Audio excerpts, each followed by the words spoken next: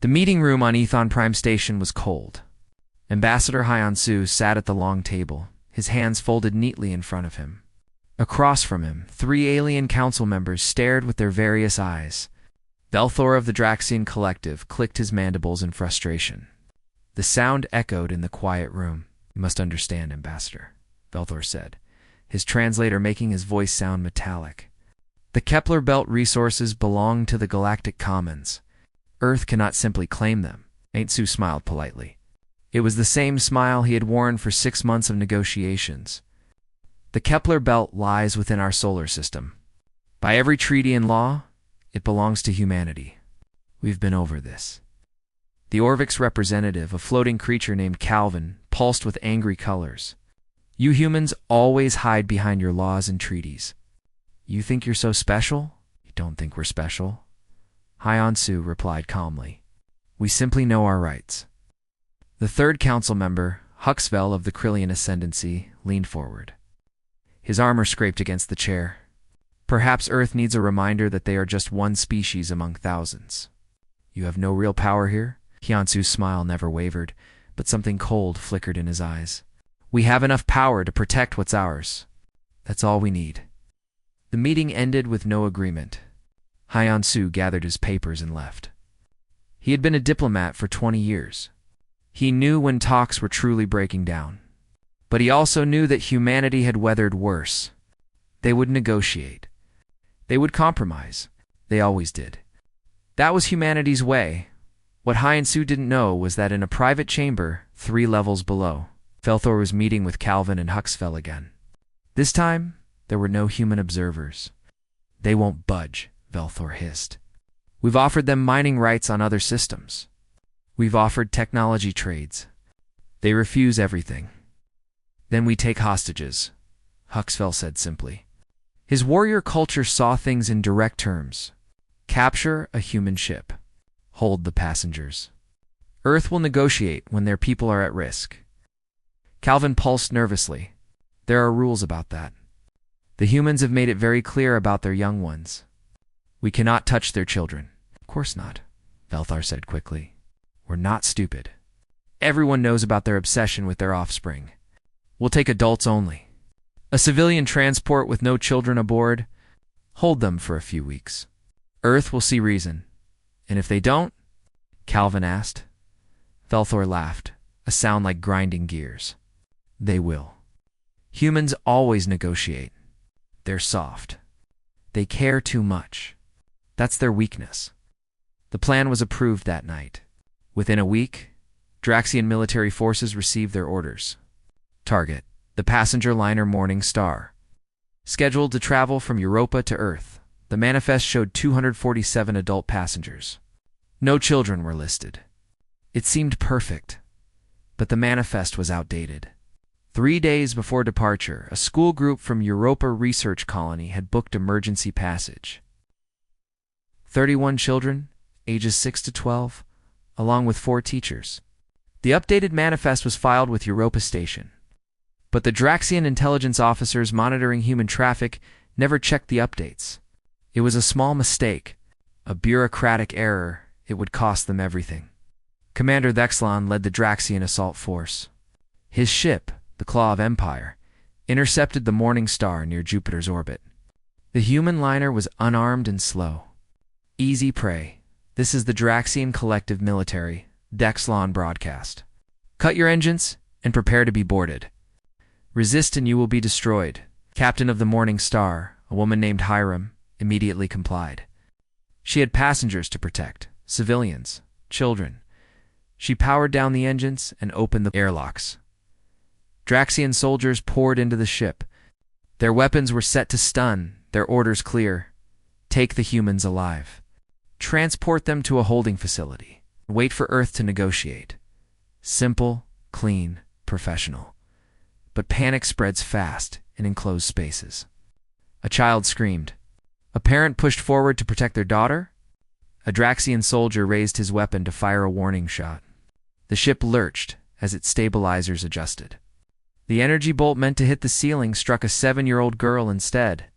Jiwoo Park dropped to the floor. Her father, Shang-Su, caught her as she fell. Blood spread across her small dress. Her eyes were already empty. She had died instantly, feeling no pain. But her father felt everything. Jung-Su's scream echoed through the entire ship. Every human heard it. Every Draxian soldier heard it. Vexland, monitoring from his command ship, heard it. "Status report," he demanded, though he already felt dread creeping into his mind. "Commander, there's been an incident. A child was hit. She's dead, sir." Dexlon felt his blood turn cold. In that moment, he knew.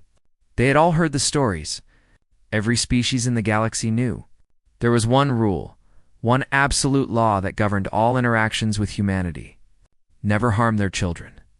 Not by accident. Not by neglect. Never. "Abort the mission," Dexlon ordered. "Release the ship immediately. Get us out of here." But it was too late. The Morning Star's automatic distress beacon had already transmitted everything. Every second of footage, every sensor reading. Giwu's death had been broadcast across quantum communications to Earth, to Mars. To every human colony and station, the response began within minutes. On Earth. Admiral Tae-young received the transmission in his office at Mars Command. He watched the footage once. Only once. Then he picked up his secure communicator and issued 3 words. Protocol, Nightfall. Execute. Across human space, military bases went to full alert. Diplomats received emergency recall orders. Trade ships turned around mid-journey. The borders of human territory began to close. Every human vessel, every human citizen, every human installation pulled back into Sol System like a fist closing. On Ethon Prime, Ayensu received his orders during dinner. He watched the footage of Jiwoo's death on his datapad, his meal forgotten. When he finished, he stood calmly, straightened his suit, and walked back to the council chamber. The alien ambassadors were still there, celebrating what they thought was a successful operation. Hyensu entered without knocking. The smile was gone from his face. His eyes were flat and cold. Ambassador Hyensu Velthor said cheerfully, "Have you reconsidered our offer regarding the Kepler belt? I think you'll find that recent events make negotiation more favorable for you killed a child," Yunsu said quietly. The room went silent. Her name was Ji-woo Park. She was 7 years old. She attended Europa Colony School. She wanted to be a botanist when she grew up. She collected rocks. Her favorite color was blue. Hyensu's voice never rose, never cracked.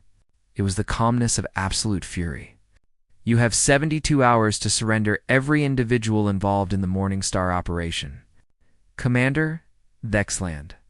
Every soldier who boarded that ship, and every council member who approved this action." Valthera's mandibles clicked nervously. "Ambassador, it was an accident. Tragic, yes, but 72 hours, Hyensu repeated. "After that, there will be no negotiations. No mercy, no survivors." He turned and walked out. Behind him, the alien council members looked at each other in confusion. "He's bluffing," Huxell said. "Humans don't have the stomach for real war. They'll negotiate. They always do." Calvin wasn't so sure. "But the child was an accident," Velthor insisted. "They'll accept reparations, territory, technology, whatever they want. Just not war.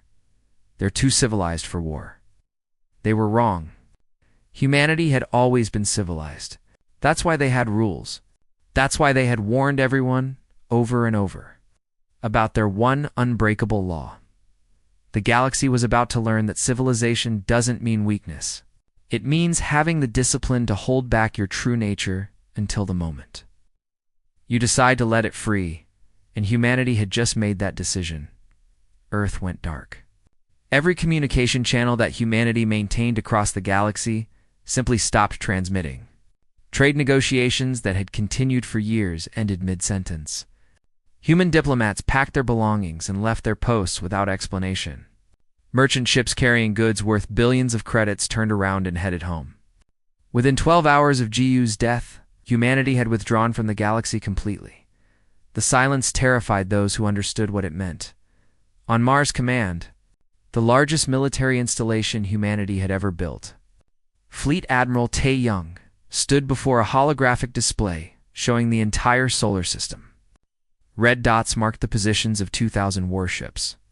They had been scattered across the system on patrol and training exercises. Now they were gathering, moving into formation, preparing. The conference room behind him filled with officers. These were the leaders of humanity's military, men and women who had trained for a war they never expected to fight. The youngest admiral in the room was 50 years old. None of them had seen real combat. Humanity hadn't fought a major war in 3 generations. They had become explorers, traders, diplomats. Their military existed mostly for show, to prove they could defend themselves if needed. But every officer in that room had studied the protocols. They had run the simulations. They had drilled the procedures over and over, year after year, hoping they would never be needed. Protocol Nightfall wasn't just a plan. It was a promise humanity had made to itself. If anyone ever harmed their children, the response would be total, absolute, final. Are we really doing this?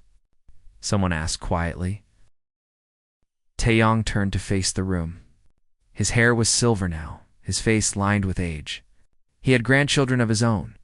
He thought about them every day. And now he thought about Ji-Woo Park, who would never have grandchildren, who would never even grow up. The Galactic Council has 48 hours remaining to comply with our demands, Taeyong said. Intelligence suggests they will not surrender the individuals responsible. They believe we're bluffing. They think we'll negotiate. Will we? Asked Commander Dai-Yun, the intelligence director. She was young for her position, barely 40, but her mind was sharp as a blade. She had spent the last 8 hours compiling target data. Taeyong said simply, "They killed a child. Our child. There is no negotiation. There is only justice." He activated the holographic display. Images appeared in the air above the conference table. Planets, space stations, military installations. Hundreds of targets across dozens of systems, the Draxian Collective, 17 colony worlds, 3 major shipyards, 14 military bases, the Orvix Empire, 8 core worlds, 2 council stations, the Krillian Ascendancy, 12 garrison systems, 5 training academies. Nice. Taeyong's voice was steady. These are the governments that approved the Morning Star operation. These are their military assets. These are our targets. The room was silent. The scope of what he was describing was staggering. This wasn't a battle. It was a war against 3 of the galaxy's major powers simultaneously. Can we win? Asked Captain Jae-hoon. He commanded the Dreadnought Retribution, the largest warship in the human fleet. He was a career officer, 25 years of service, and he had never fired his main weapons at anything but asteroids and test targets. Dai-Yun pulled up tactical analysis. The Draxian home fleet has 500 capital ships. The Orvix maintained 300 orbital defense platforms. The Krillians have the largest standing army in the galaxy. On paper, they outnumber us significantly. Their weapons are more advanced. Their shields are stronger. Their experience is greater.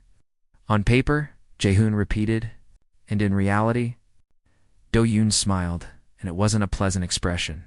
In reality, no one has ever seen what our ships can actually do. We've hidden our capabilities for 200 years. The galaxy thinks we fight with kinetic weapons and chemical rockets because that's what we've shown them. They don't know about the quantum targeting systems. They don't know about the relativistic kill vehicles.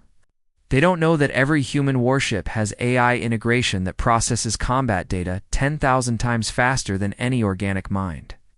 She changed the display. A simulation played out, showing human ships engaging a Draxian fleet. The battle lasted 11 minutes. The Draxian fleet ceased to exist. We've been preparing for this for generations, Dae-yoon continued. Every ship captain has run these scenarios. Every weapons officer has trained for these targets. Every Marine has drilled for these operations. We designed our entire military around one doctrine. If anyone ever harmed our children, we would be ready to respond with overwhelming force. It's not about winning, Taeyong said quietly. We've already won. They just don't know it yet. This is about making sure they understand. Making sure everyone understands. Our children are not negotiable.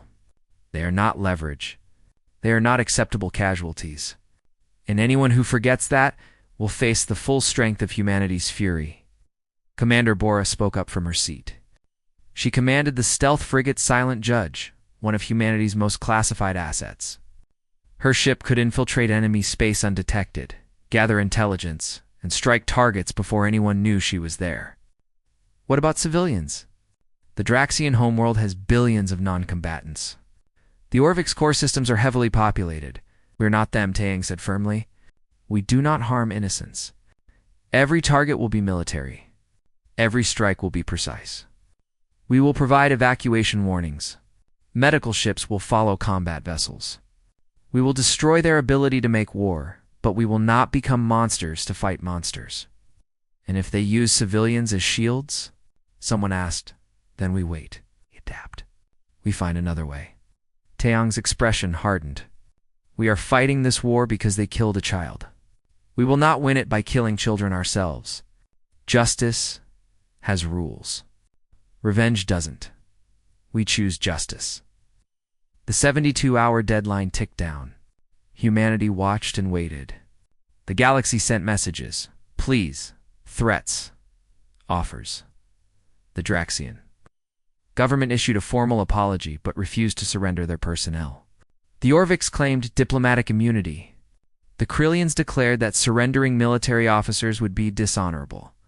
Ambassador Hyunsu, still on Ethon Prime Station, received each message. He forwarded them all to Earth. He did not respond to any of them. He simply waited in his quarters. Counting down the hours, when the deadline reached 1 hour remaining, Velthor came to Hyunsu's door. The Draxian ambassador looked tired. His mandibles clicked nervously. Please, Velthor said. We can still negotiate. Reparations. Territory. Technology transfers. Name your price. Hyunsu looked at him with empty eyes. The price was simple. Surrender those responsible. You refused? Now the price has changed. To what? Everything. Velthar stepped closer. You can't fight the entire galaxy. You're one species. We are thousands. You will lose. We don't need to fight the entire galaxy, Hyunsu said quietly. Just the parts that killed our child. And we won't lose. But even if we did, it wouldn't matter. Jiwoo is dead. Her future is gone. Her dreams are gone. Whether we win or lose doesn't change that. But what we do next decides whether any other human child will ever be safe among the stars. So yes, Ambassador Velthar, we will fight, and we will win. And you will understand, finally, what we tried so hard to tell you peacefully. The deadline expired.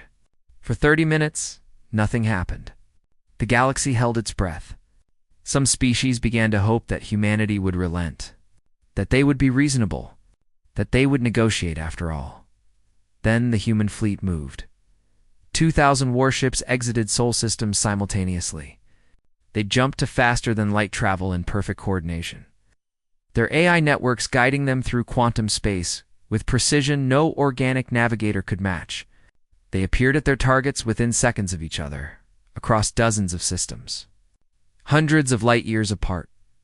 Captain Jaehoon stood on the bridge of the Retribution as his ship emerged from FTL near the Draxian homeworld. Around him, sensors lit up with contacts. 500 Draxian warships. Orbital platforms. Defense satellites. An entire home fleet arrayed to protect their capital world. Enemy fleet is hailing us, his communications officer reported. They're demanding we withdraw or be destroyed. No response, Jaehoon said. Weapons? Status? All systems green. Relativistic kill vehicles are loaded and targeted. AI confirms firing solutions on 417 priority targets. Waiting for your order? Jaehoon thought about Jiwoo Park. About her father holding her as she died. About her mother, who would never hold her again. about all the human children across the galaxy who were watching to see if their species would protect them. Fire, he said. The Retribution's main weapons unleashed hell. Not lasers. Not plasma. Not any of the energy weapons the Draxians expected. Instead, small projectiles accelerated to 90% of light speed. At that velocity, mass became a weapon more devastating than any explosive. Each projectile carried the kinetic energy of nuclear bombs, but they were impossible to intercept because nothing could react fast enough to stop them. The Draxian flagship died first. One moment it was there, the next it was an expanding cloud of superheated gas. 11 more capital ships followed in the first 30 seconds. Across the galaxy, similar battles began. Commander Bora's silent judge eliminated an entire Orvix defense network before they even knew she was there. Commander Minho's carrier group reduced the Krillian War Academy to rubble with precision strikes. Lieutenant Sangwoo coordinated planetary bombardment targeting every government building, every military command center, every symbol of the powers that had approved killing a human child. The galaxy watched in horror as humanity revealed what they had been hiding for 2 centuries. Not primitive weapons. Not outdated technology. Not a species content to be prey, but apex predators who had chosen, very deliberately, to be peaceful. Who had tried desperately to teach the galaxy their one unbreakable rule. The lesson had begun, and it would be written in fire across the stars. The battle for the Draxian homeworld was over before it truly began. Captain Jaehoon watched from the bridge of the Retribution as the enemy fleet tried to respond to the human attack. They were too slow. Their commanders were trained for traditional warfare. Battles that lasted hours or days, where ships maneuvered for position and traded volleys of plasma fire. They had no defense against weapons that traveled at near-light speed. By the time their sensors detected the projectiles, they had already struck. Enemy flagship destroyed, his tactical officer reported calmly. 14 capital ships eliminated. 23 more critically damaged. They're breaking formation. Maintain fire, Jaehoon ordered. Target military vessels only. Let civilian ships evacuate. And they did evacuate. The Draxian civilian traffic began fleeing the orbital space around their homeworld. Passenger liners, cargo haulers, private yachts. Jaehoon watched them go and let them. This wasn't about killing Draxians. It was about breaking their military power, so completely that they would never threaten a human child again. The remaining Draxian warships tried to mount a counterattack. Their plasma cannons fired, their missiles launched, their beam weapons targeted human ships. Some of the attacks even connected. Energy weapons splashed against human shields. Missiles detonated harmlessly as point defense systems intercepted them. The human fleet absorbed the attacks without slowing down. Shields at 92%, his defense officer reported. No hull damage. Enemy weapons are ineffective against our defensive systems. The Draxians had spent centuries developing weapons to fight other aliens who used similar technology. They had no experience fighting an enemy who would quietly surpass them in every category.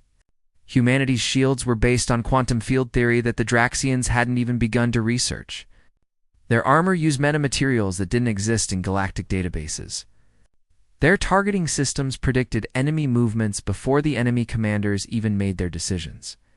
In 11 minutes, the Draxian home fleet stopped existing as a fighting force. 500 warships reduced to drifting hulks or expanding clouds of debris, the survivors surrendered. Jaehoon accepted their surrender and directed them to evacuate 2 designated areas where human medical ships would treat their wounded. Begin planetary bombardment, he ordered. All military targets. Transmit evacuation warnings on all frequencies. The Retribution's weapons shifted to target the planet below, not cities. Not civilian infrastructure, but every military base, every command center, every government building that housed the officials who had ordered the attack on the Morning Star. Human AI systems had mapped these targets with perfect precision. Each strike was calculated to destroy the building without harming surrounding structures. Lieutenant Sangwoo sat at his targeting station, his hands steady on the controls. He was 26 years old. He had a younger sister who was 8. Every time he pressed the firing button, he thought about Ji-Woo Park, about her father's scream, about the fact that she would never grow up to be the botanist she dreamed of becoming. Target Bravo 7-2 destroyed, he reported. Draxian Military Command Center confirmed, eliminated. Minimal collateral damage. Evacuation warnings were transmitted 40 minutes in advance. Civilian casualties projected at 0. This pattern repeated across the planet. The Draxian Military Headquarters, their Planetary Defense Coordination Center, their Admiralty Building, their War College. Each one received a warning. Each one had time to evacuate. Each one was reduced to rubble by kinetic strikes that hit with the force of small nuclear weapons. "We're receiving a transmission from the Draxian planetary government," the communications officer said. "They're requesting ceasefire. They want to negotiate." "Tell them to surrender, Commander Thexlon, and every officer involved in the Morning Star operation," Jae-hoon replied. "Until then, we continue." Across the galaxy, similar scenes played out on dozens of worlds.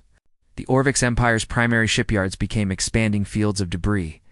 Commander Bora's silent judge had infiltrated their space weeks ago, mapping every military installation, every defensive position. When the order came, she struck with surgical precision. The Orvix never even knew she was there until their shipyards started exploding. She watched the destruction through her view screen with cold satisfaction.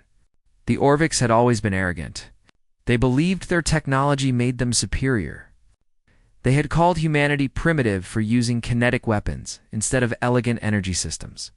Now their elegant energy shields were failing against projectiles that simply had too much momentum to stop. Physics didn't care about elegance. Mass times velocity equaled force, and humanity had mastered the art of giving small masses very, very high velocities. "All primary targets destroyed," her weapons officer reported. "Secondary targets locked. Awaiting orders." "Execute," Bora said simply. The Orvix Council Station was next, not the civilian sections, but the military command deck where Chancellor Calvin had approved the operation against human civilians. The structure was supposed to be impregnable, protected by shields that could withstand direct hits from capital ship weapons. The silent judge didn't use capital ship weapons. She used something much simpler. A solid tungsten rod accelerated to 95% of light speed. The impact released more energy than most conventional weapons. The military section of the station simply ceased to exist. The civilian sections were intact, their inhabitants shaken but alive. "Mission accomplished," Bora transmitted back to command. "Orvix military shipbuilding capability reduced by 90%. Council military command structure eliminated." Moving to secondary objectives, the Krillian Ascendancy faced a different kind of assault. Their strength wasn't in space, but on the ground. They had the largest army in the galaxy, warriors trained from birth, proud of their military heritage. Their war academy had stood for 1,000 years, training generation after generation of soldiers. Commander Minho's carrier group appeared in orbit above the Academy world. His ships carried something the Krillians hadn't expected: orbital strike. Capability with precision measured in centimeters. Human satellites had mapped the Academy complex down to individual buildings. They knew where the administrative offices were, where the command staff worked, where War Master Huxfell kept his chambers. "Broadcast the evacuation warning," Minho ordered. 1 hour to clear the target area? After that, we fire." The Krillians didn't evacuate. Their honor code forbade retreat. Their warriors stayed at their posts, believing their resolve would make humanity hesitate. They believed wrong.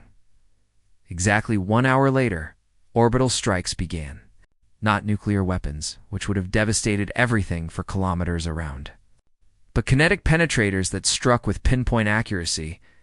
The command building was there one moment, gone the next. The War Master's chambers, the Strategic Operations Center, the Armory, one by one.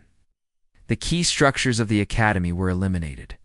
The Krillian warriors who had refused to evacuate died at their posts. Minho felt no satisfaction in their deaths. only grim determination. They had chosen honor over sense. Giwu Park had no choice. She was 7 years old and died because trained military officers had been careless with her life. Target destroyed, his tactical officer reported. The Krillian War Academy is no longer functional. Estimated casualties: 3,000 military personnel. 0 civilian casualties. Proceed to the next target, Minho said. The garrison fleet at Krill 7. Same protocol. Evacuation warnings, then engagement. But the Krillians learned fast. The garrison fleet at Krill 7 didn't wait for warnings. They attacked as soon as the human ships appeared. It was a mistake. The human carrier group was prepared for exactly that response. Point defense systems intercepted every missile. Shield emitters absorbed every energy blast. And then the human counterattack began. The battle lasted 15 minutes. The Krillian garrison fleet had 200 warships. When it ended, 12 remained intact. They surrendered. Minho accepted and provided medical assistance to the survivors. Back at Mars Command, Admiral Taejong watched tactical displays from dozens of battlefields simultaneously. Reports streamed in from across the galaxy. Every human task force was succeeding. The casualty ratio was staggering. For every human ship damaged, 50 enemy vessels were destroyed. For every human soldier wounded, 100 enemy combatants fell. But Taeyong took no joy in the numbers. This wasn't a victory to celebrate. It was a lesson that should never have been necessary. Humanity had tried for 200 years to explain their values peacefully. They had written it into every treaty, explained it in every diplomatic meeting, warned every species that contacted them. And still, the galaxy hadn't listened. Admiral Do Yoon approached with a datapad. We've located Commander Thexlon. He's on a fortress moon in the outer Draxian territories. The installation is heavily defended. Divert the retribution, Taeyong ordered. I want him alive. He faces trial for what he did. Jaehoon received the orders and immediately changed course. The fortress moon was a military installation, carved deep into solid rock. It had been designed to withstand planetary sieges. The Draxians believed it was impregnable. They were wrong about that too, Captain. Yoon commanded the Marine Battalion assigned to the assault. She was a career soldier, 15 years of service. And like every Marine in the human military, she had trained extensively for ground combat. But she had never actually fought in a real battle. None of them had. Listen up, she told her Marines as their dropships approached the fortress moon. Our target is Commander Thexlon, the alien who killed Giwu Park. We take him alive. Anyone else who surrenders will be accepted. Anyone who fights will be neutralized. We are professionals. We are humanity's best. We do this right. As the dropships landed under heavy fire. Draxian defensive positions opened up with plasma cannons and missile batteries. The human Marines advanced anyway. Their powered armor shrugged off hits that would have killed unprotected soldiers. Their weapons fired smart ammunition that found targets behind cover.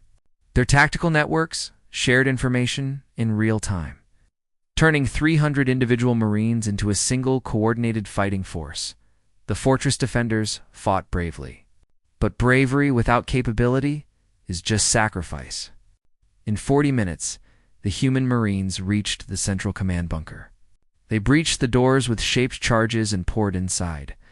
Thexlon was there, cowering behind his desk. The Draxian commander who had led the assault on the Morning Star, who had been careless enough to let a child die, was sobbing in fear.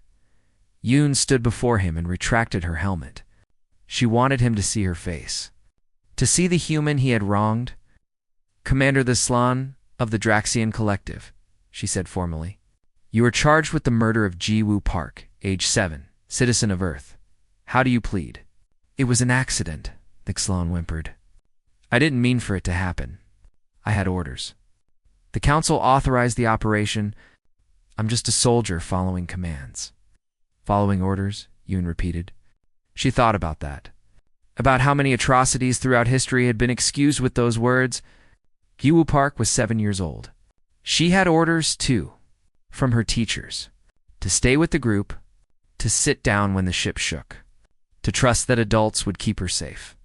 She followed her orders. You failed yours, she gestured to her Marines. Take him into custody. Transport him to Earth. He faces trial.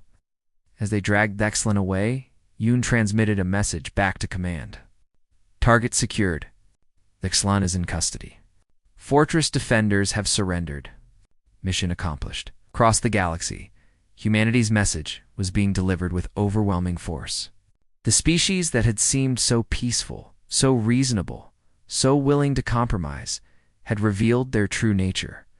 Not as conquerors or tyrants, but as parents. And every parent in the universe understood the fury of someone who had lost their child.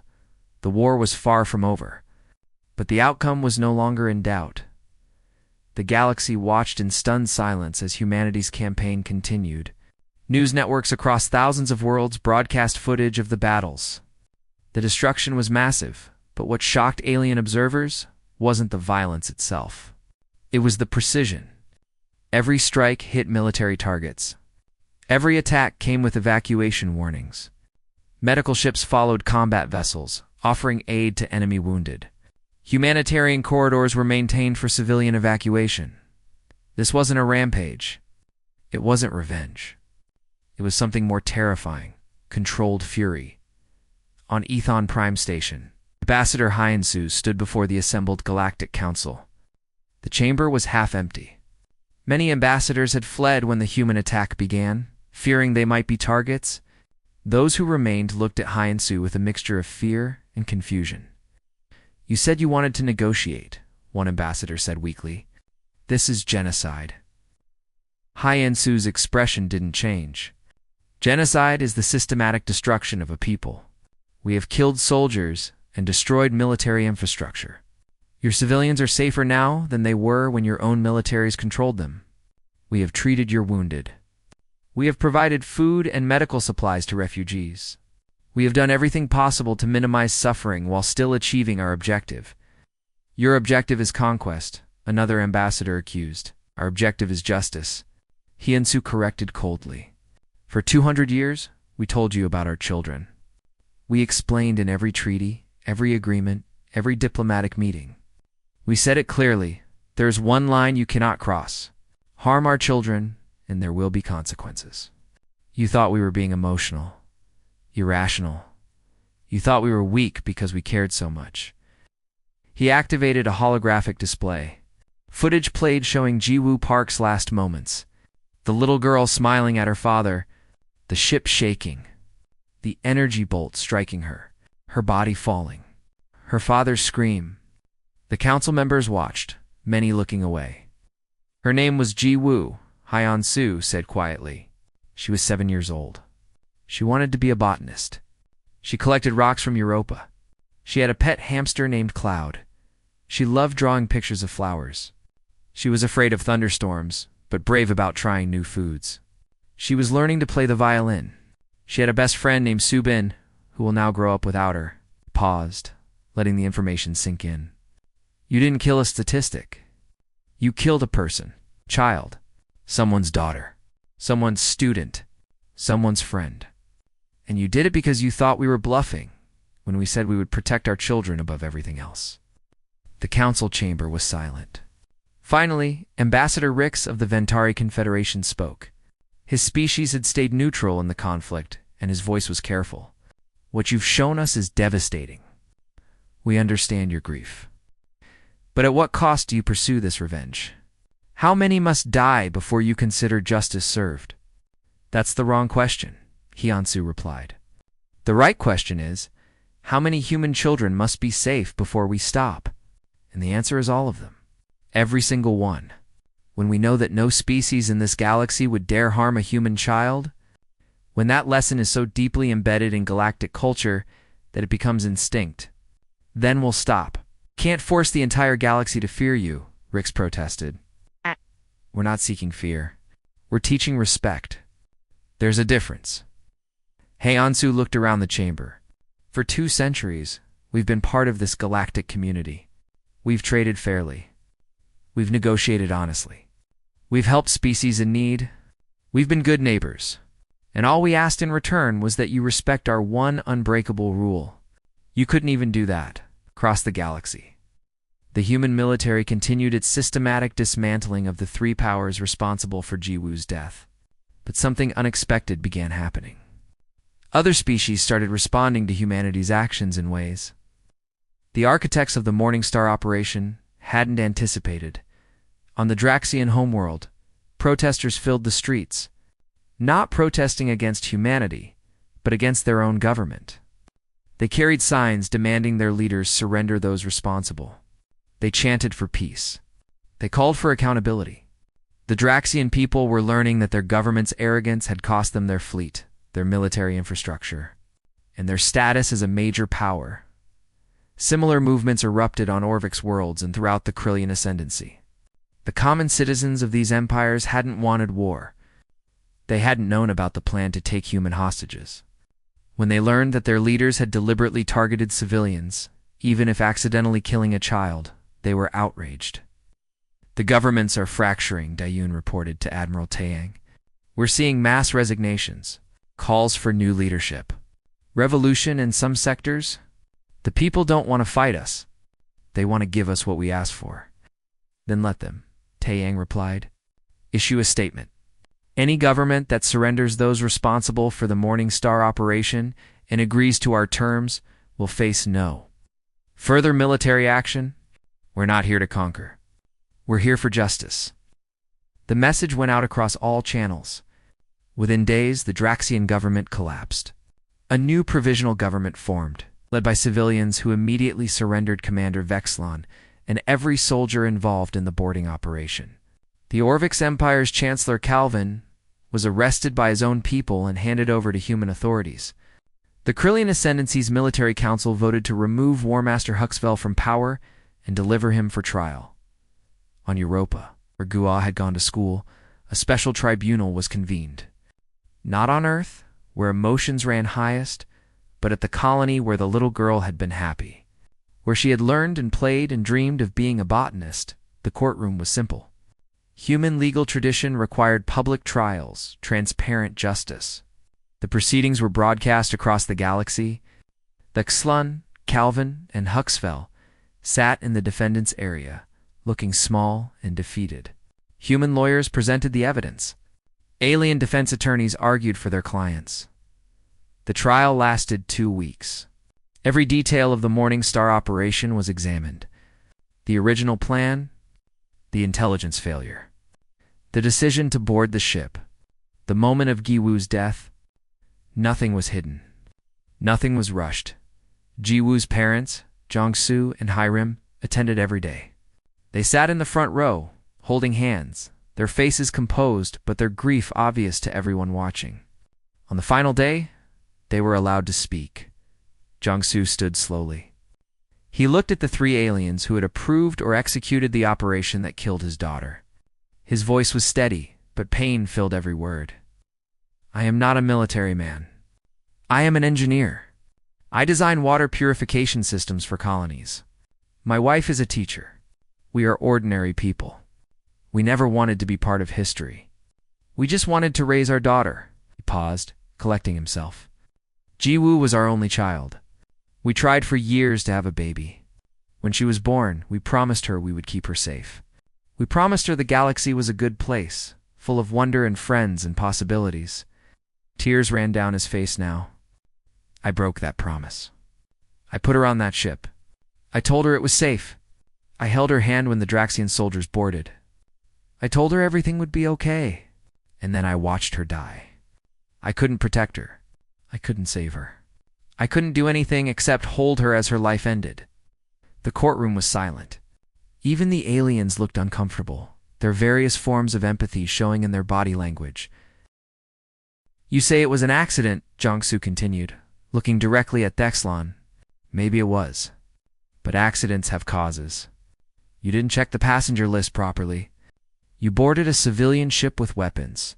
You created the chaos that led to my daughter's death. An accident caused by negligence is still a crime. He turned to Calvin and Huxvel. And you. You approved an operation to take hostages. You authorized military action against civilians. You did this knowing humanity's one rule, our one absolute demand, was that children be kept safe. You gambled with human lives because you thought we wouldn't respond. You were wrong. Jung-Soo sat down. His wife Hiram squeezed his hand but didn't stand to speak. Her grief was too raw, too deep for words. The judges deliberated for 3 days. When they returned, their verdict was unanimous. Guilty on all counts. The question now was sentencing.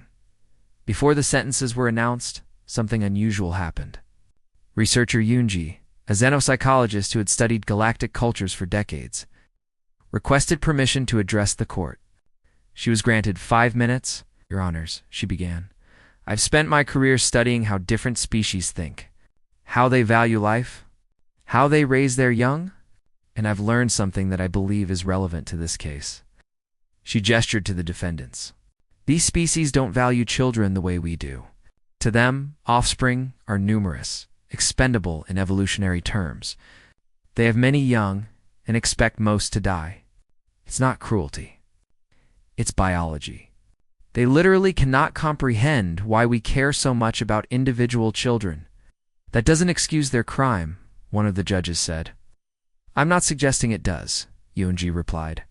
I'm suggesting that they genuinely didn't understand our warnings. When we said never harm our children, they heard it as preference, not absolute law. They couldn't imagine we would actually go to war over one child. To them, it seems irrational, disproportionate, insane. She looked at the aliens in the dock. They're learning now.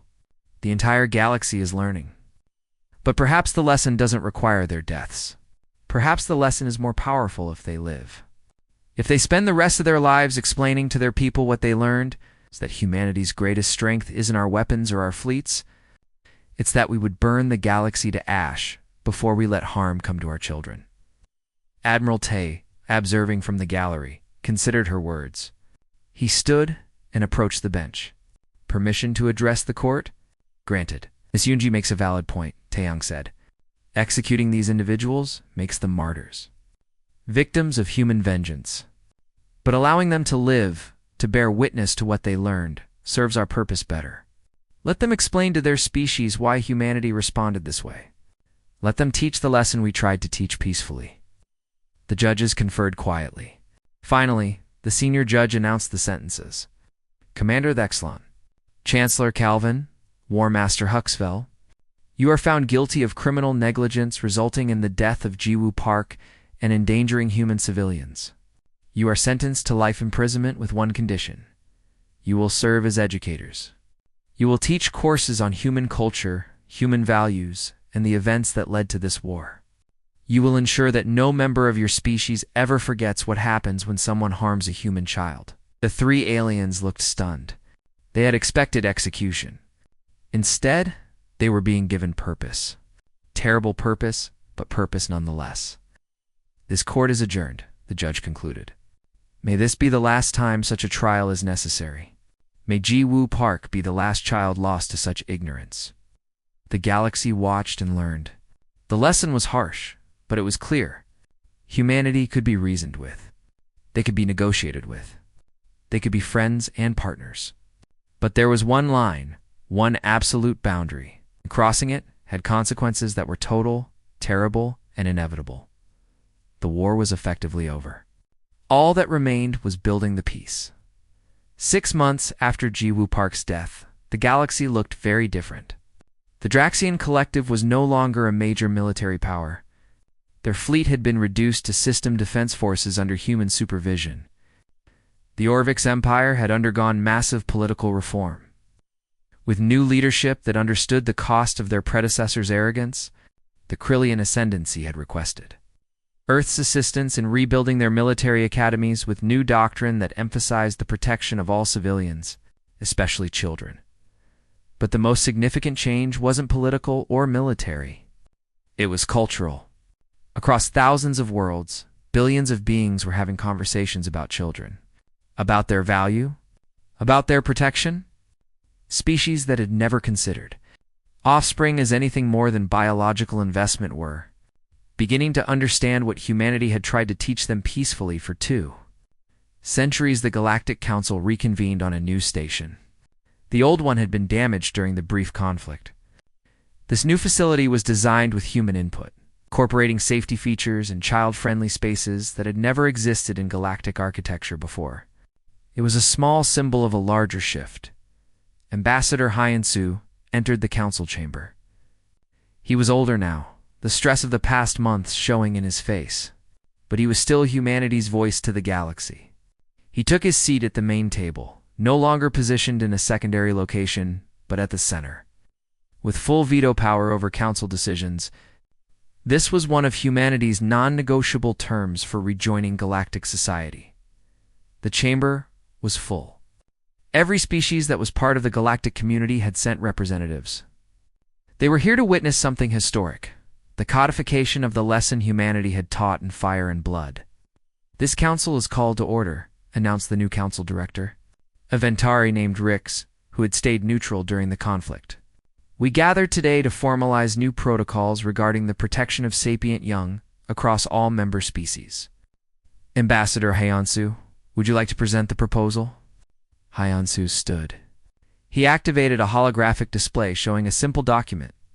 The text was brief, clear, and unambiguous. "For 200 years," he began, "humanity tried to explain our values through words, through treaties, through diplomatic meetings. We thought if we were clear enough, patient enough, reasonable enough, you would understand. We were wrong. Words alone weren't sufficient. So we taught the lesson another way, a way that cost lives, destroyed fleets, and shattered governments. A way none of us wanted but you made necessary." He gestured to the document. "This is Galactic Accord 1 Alpha, the protection of sapient young. It establishes absolute protections for children of all species. Any harm to juveniles, whether through action or negligence, whether intentional or accidental, is declared a crime against all civilizations. Enforcement protocols will be established. Penalties will be severe. And this time there will be no confusion about whether we mean it." Ambassador Zix of the Tellarian Union raised a tentacle. "How do you define children across such diverse biology? My species reaches maturity in 2 years. The Draxians take 15. Some species never stop growing.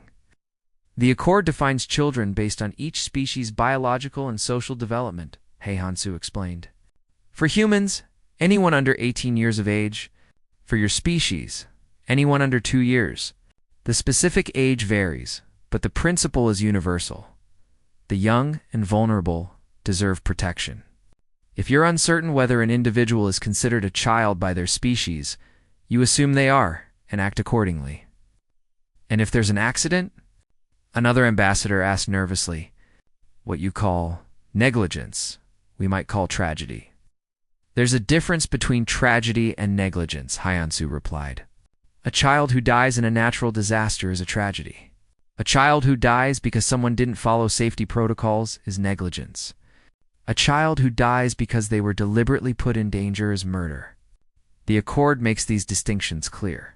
It also establishes that ignorance is not an excuse.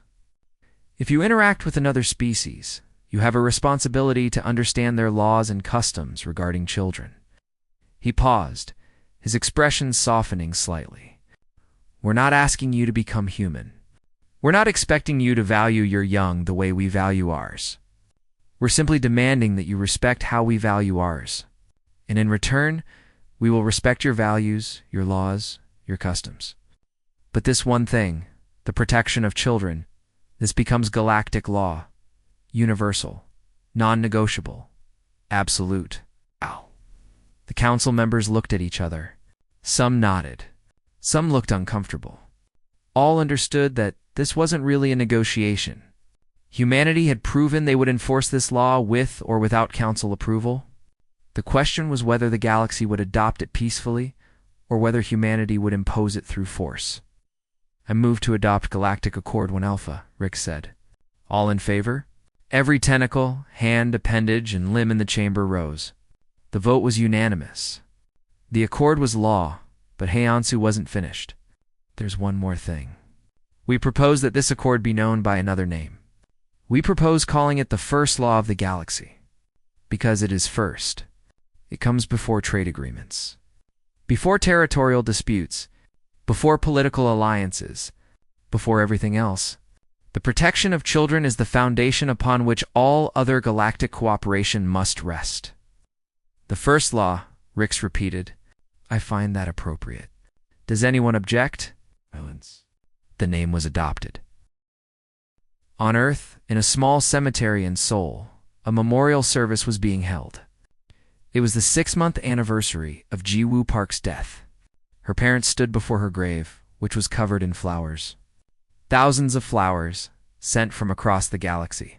Humans had sent them, of course, but so had Draxions, and Orviks and Krillians, and dozens of species who had never met Ji-woo, but understood what her death had meant.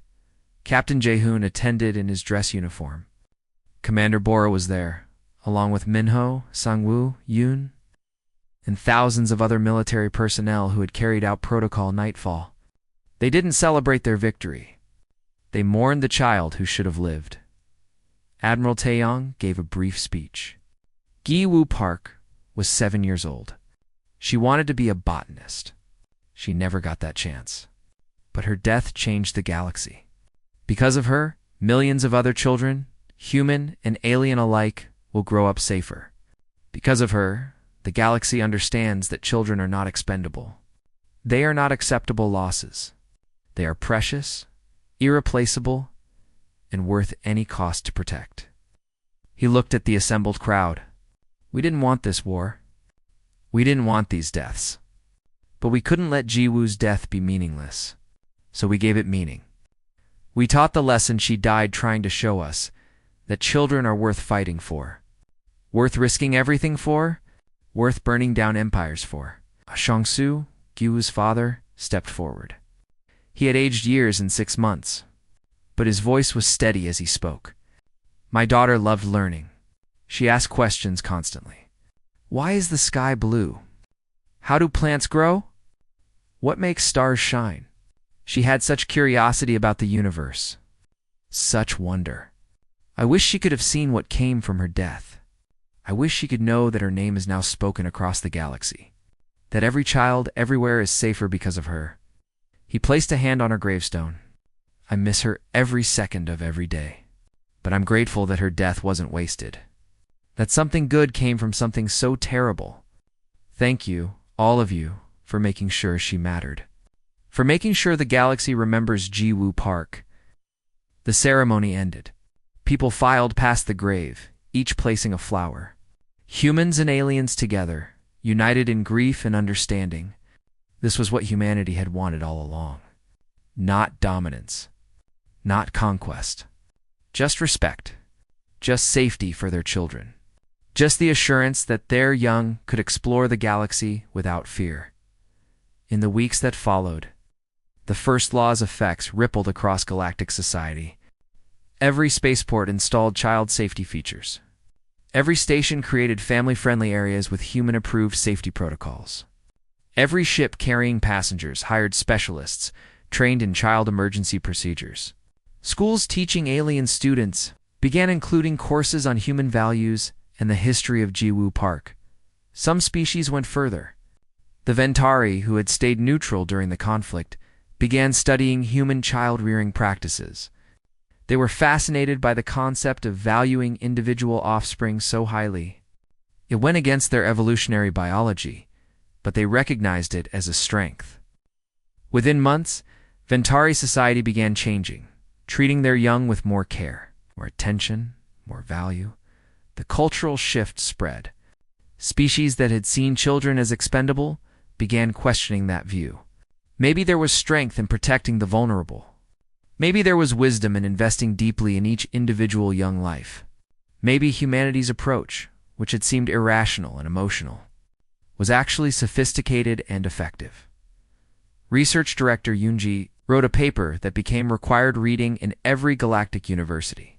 It was titled The Strategic Advantage of Protecting Children: How Human Evolution Created Galactic Law. In it, she explained that humanity's deep investment in individual children wasn't weakness or sentimentality. It was an evolutionary strategy that had made humans resilient, adaptable, and fiercely protective. That protectiveness, she argued, was now shaping galactic civilization for the better. 1 year after Jiwoo's death, the Galactic Council dedicated a monument on Ethon Prime Station. It was a simple statue, a human child holding flowers, looking up at the stars with wonder. At the base was an inscription in every galactic language. Jiwoo Park, 231-82325. Her death taught the galaxy what humanity tried peacefully to explain. Children are not negotiable. This monument stands as a reminder that the first law of the galaxy was written not in treaties, but in the fundamental decency all sapient beings must share. May she be the last child lost to ignorance. May her name remind us always that some things are worth any price to protect. Ambassador Hyan-Soo attended the dedication ceremony. He stood before the statue for a long time, remembering the little girl he had never met, but whose death had defined his life's work. Remembering the conversation when he had delivered humanity's ultimatum to the Galactic Council. Remembering the moment when peaceful diplomacy ended and war began. Did we do the right thing? A young human diplomat asked him quietly. She was new to the service. Still learning the complexities of galactic politics, Hyan-Soo considered the question carefully. We did the necessary thing. We tried peace first. We tried words. We tried patience. When that failed, we did what was required to protect our children. Not just our children, but now all children everywhere. Is that right? I don't know. But it was necessary. And maybe that's enough. He turned away from the statue. The galaxy is safer now. Every human child can travel the stars, knowing they're protected. That thousands of species understand our one unbreakable rule. That no one will ever again make the mistake the Galactic Council made. Jiwoo died, and we can never bring her back. But we made sure her death mattered. We made sure it changed things. That's all we could do. The young diplomat nodded, understanding in her eyes. She would carry that lesson forward. As would every human diplomat, every human captain, every human parent. The lesson that peace is built on strength. That kindness requires boundaries. That protecting children is worth any cost across the galaxy. In schools and academies and training centers, young beings of every species learned about the first law. They learned about Jiwoo Park. They learned about humanity's response. And they learned the fundamental truth that now governed all galactic civilization. Children are sacred. They are the future. They are worth protecting above all else. This was humanity's gift to the galaxy. Not their technology, not their weapons, not their ships or their science, but their values. Their understanding that the young and vulnerable deserve protection, that individuals matter, that some things are more important than politics or profit or power. The galaxy had learned that lesson the hard way, but it had learned. And in learning, it had become something better, something that might actually be worthy of the stars. In Seoul. In a small house near the cemetery, Jong-soo and Hiram sat together looking at pictures of their daughter. Jiwoo smiling. Gu holding rocks from Europa. Gru drawing flowers. Jiwoo alive and happy and full of wonder about the universe. She would be 8 now, Hiram said softly. Starting 3rd grade? Learning multiplication. Probably asking 1,000 questions about everything.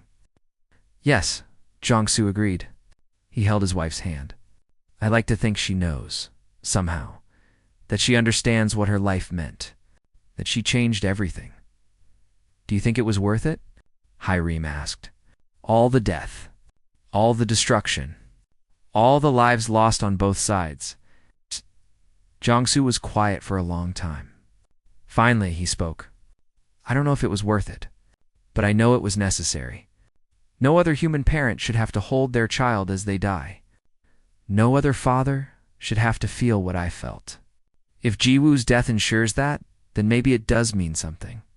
Maybe it was enough. They sat together in silence, mourning their daughter, but finding some small comfort in knowing her death had purpose. That she was remembered.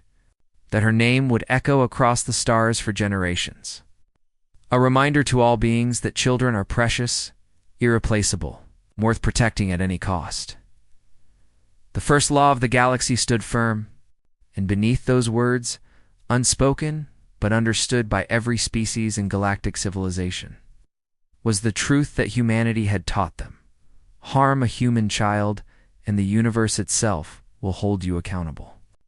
Not because humans are stronger or better, but because they love their children enough to fight for them, to die for them, to burn down empires for them. That was humanity's nature. Not violence, not aggression, but love so fierce, so absolute, that it transformed the galaxy. In Jiwoo Park, a 7-year-old girl who wanted to be a botanist had become the symbol of that transformation. Her life was short, but her impact was eternal. The galaxy remembered. The galaxy learned. And the galaxy became safer, kinder, and more protective of its young, because one species refused to accept that children were expendable. Because humanity had drawn a line and defended it, no matter the cost. That was the first law, and it would endure as long as civilization reached for the stars.